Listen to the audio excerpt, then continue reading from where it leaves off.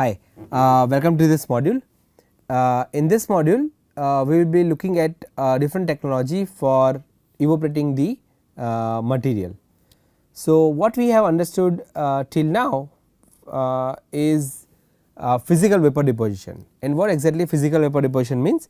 Physical vapor deposition means to evaporate or to vaporize a material from its physical form, that is a solid form, to melt to its liquid form and to vaporize it to form a thin film of that particular material.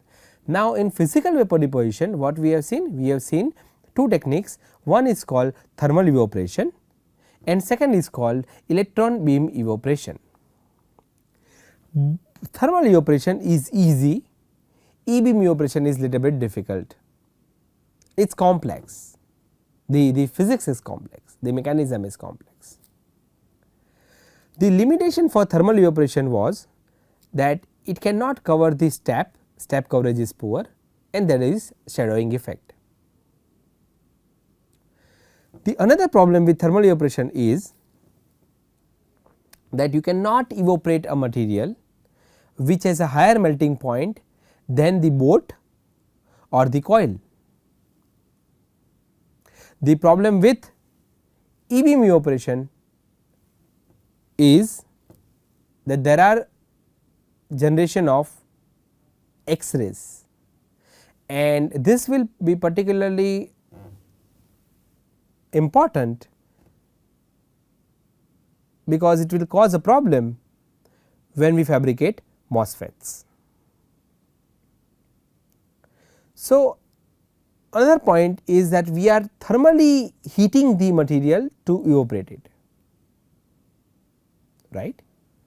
So, what are the alternative technique, or what is the alternative technique? Alternative technique is mechanically depositing a material. So, what do I mean by mechanical way of depositing a material onto a substrate? Let us see that, and that is called a sputter deposition or sputtering. So, if you see the screen, what you see here is that, of course, this is a part of physical vapor deposition. So, we have to create vacuum, there is a ground here, there is a voltage here. So, this is a DC sputtering, this is called DC sputtering. There is another one which is called RF sputtering, alright, DC sputtering and RF sputtering. Cathode, then we have electrode which is anode, is grounded, we have heater,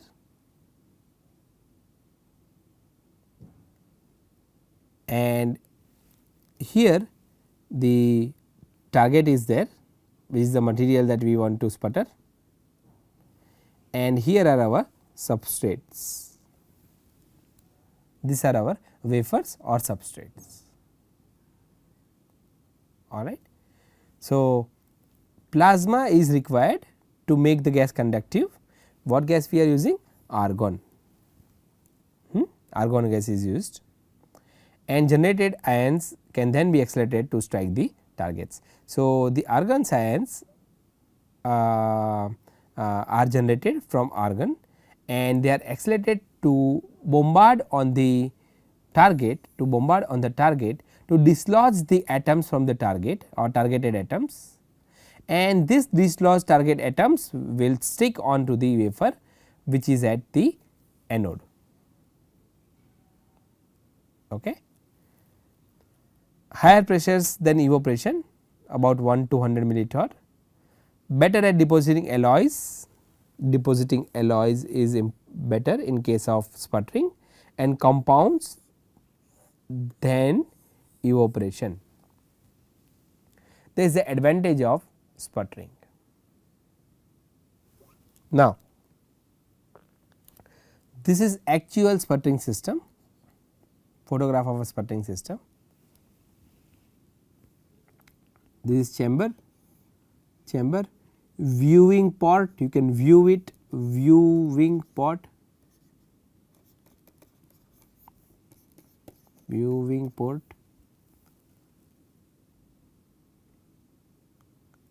right, and vacuum system, we have to create a vacuum, right. There is a wafer loading system, you can load the wafer, and of course, there are the sputtering source and substrate. Okay.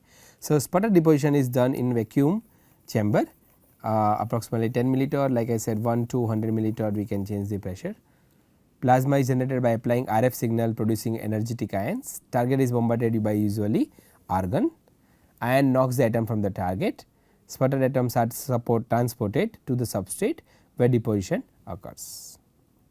Wide variety of materials can be deposited using material put in the vapor phase by mechanical rather than chemical or thermal process. So, because it is a mechanical way of dislodging the atoms and depositing it onto the substrate, variety of materials can be deposited. Another advantage of sputtering is its excellent step coverage. You see, excellent step coverage of the sharp topologies because of a higher chamber pressure, causing large number of scattering events as target material travels over the wafers. Finally, film stress can be controlled to some degree by the chamber pressure and RF power. Okay. So, there are certain advantages of sputtering over e-beam evaporation or thermal process or chemical process.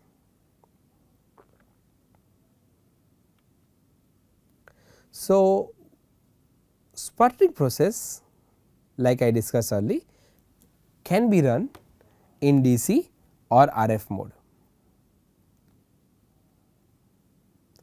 Particularly when we are using insulator, we have to use RF mode. The process parameters are listed here: operating pressure around 1 to 100 millitorr, power few of 100 watts, it can be 200 watts, 300 watts, DC sputtering voltage -2 to -5 kilovolts, additional substrate bias voltage is required. Substrate temperature, you can change it from 20 to 700 degree centigrade, and depending on the substrate temperature you can get different kind of film. It can be amorphous to polycrystalline. In addition to, I would say, industry, a wide range of industrial products use sputtering. You see, that is the advantage of sputtering. It can be, it is used in fact by a lot of industries apart from IC industry, and that is for LCD, computer hard drives, hard coating for tools, metal on plastics, and so on. So, it is more widely used for industry than evaporator, partly because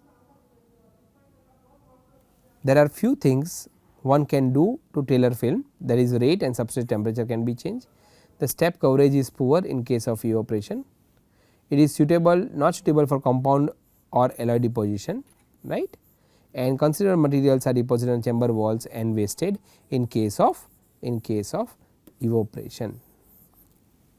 That is why sputtering is used over evaporation, right. Targets looks like this. There are several targets here that are that can be used for depositing. Now, let us see advantages and some disadvantages of sputtering. The advantages are large size targets, simplifying the deposition of the of thins with uniform thickness over wafers. Now, thins is thin films with uniform thickness, we can deposit over large size targets, that is one advantage. Second advantage is film thickness can be easily controlled by fixing the operating parameters and deposition time. Control of the alloy composition, step coverage, grain structure is easily or is easier obtained through evaporation. However, this is not correct, not through evaporation, but through sputtering. Sputtering or sputter cleaning of substrate in vacuum prior to film deposition is possible in case of course sputtering. And finally, the device damage that happens from generation of X-ray in E beam can be avoided in case of sputtering. So, if you see the device damage from X-rays generated by electron beam evaporation is avoided. These are few advantages of sputtering. What are disadvantages? Disadvantages, first is high capital expenses, second is rate of deposition of some materials such as silicon dioxide are relatively low. Next is some materials such as organic solids are easily degraded by ionic bombardment.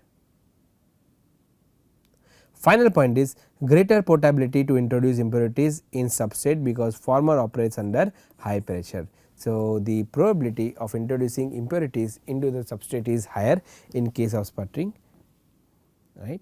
However, sputtering because of its advantages over E beam evaporation and thermal evaporation is widely used in IC industry and several other industries.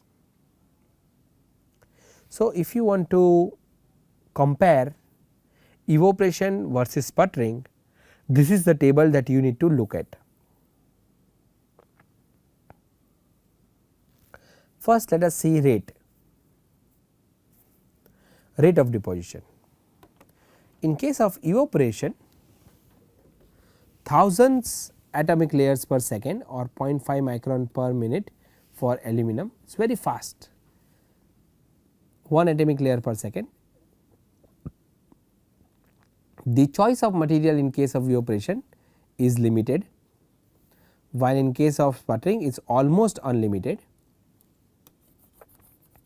Purity, the purity is better here because no gas inclusions, very high vacuum, while possibility of incorporating impurities because of low, medium or vacuum range, that is a disadvantage here of sputtering.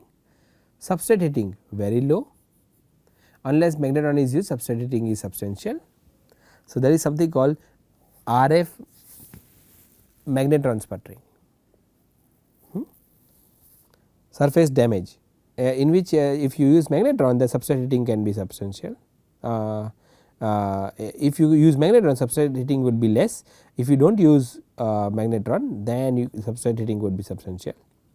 The damage on the surface is very low with E beam, however X-ray damage is possible in case of evaporation. Here the ionic bombardment damage is possible on the surface. In situ cleaning is not possible in evaporation, while it can be easily done with sputter etch. Alloy compositions, stoichiometry, little or no control, right, because you have very little time for the rearrangement, while in the sputtering alloy composition can be tightly controlled. X-ray damage only with E beam evaporation. Radiation particle damage is possible, however X-ray is not generated. Changes in source material is easy, here it is expensive. Decomposition is high, here is low. Scaling up is very good in case of sputtering, it is not possible in evaporation. Uniformity easy over large edges is difficult in case of evaporation, but easy for over large areas for sputtering. Capital equipment, when you talk about capital equipment, it is low cost for evaporation, while it is very expensive for sputtering. Number of depositions, only one deposition per charge, many deposition can be carried out per target. Thickness control, in sputtering we have several control possibles. We cannot exactly say not easy to control, there are new sophisticated tools that can control the thickness of the film in E beam and thermal evaporation as well. When it comes to adhesion of the film, sticking the film on the substrate, thermal evaporation or E beam evaporation, the adhesion of the film is poor, while in case of sputtering it is excellent. Another problem with E beam evaporation or thermal evaporation is shadowing effect, while in sputtering it is small. Finally, grain size, film properties such as grain size difficult to control, here you can control by bias pressure or substrate heat. So, there are several advantages as you can see of sputtering over evaporation. right. So, in summary what we understand? In summary we understand that the physical vapor deposition technique is based on formation of vapor of the material to be deposited as thin film.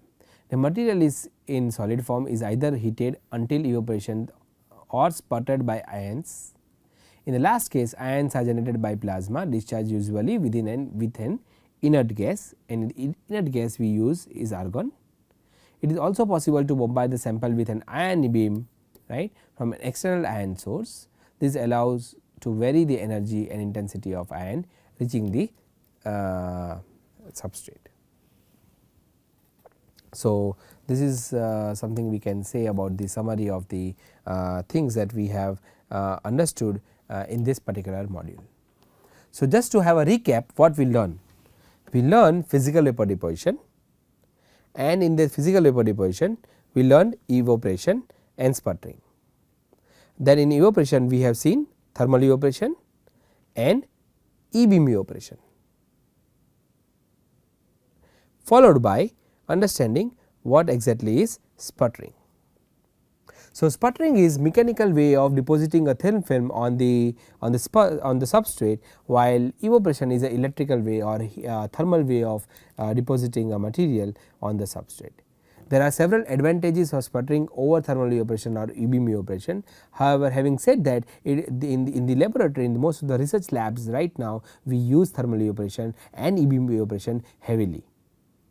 When you want to scale it up, when you want to cover large area, then sputtering is better over thermal evaporation or sputtering or e-beam evaporation, right. So, in the next class let us understand what is photolithography, a very important aspect to understand when you want to learn microengineering. Till then you take care, I will see you in the next class. Bye.